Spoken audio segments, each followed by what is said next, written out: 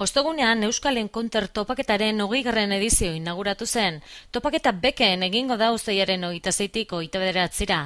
Informatika arloko profesional aditu eta zaleentzako hitzordua da eta Bizkaiko Aldundiak ere parte hartzen du bertan.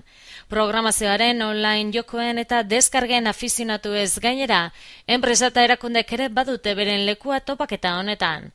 Aurten Bizkaiko Foru Aldundiko Azkue, Gaztebiz eta Bizkaitik fundazioak elkarrekin Euskal Tuitron aurkeztu dute.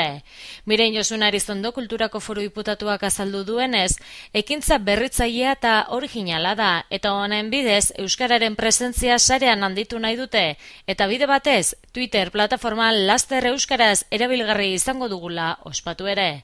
Twitter dain zuzen ere Euskal Tuitron egitasmoaren ardatz nagusia. Gainera Euskal Tuitrona Tweetcornak sortzeko gai den munduko makina bakarra da. Euskal Encounterrera hurbiltzen direnei indarrak berritzen lagunduko dien material energetiko eta positiboa. Makina berritzaile hau Encounterrean aurkeztu dute 3 erakundeek eta ekintza parte hartzaile teknologiko eta divertigarria gauzatu nahi dute honen bidez.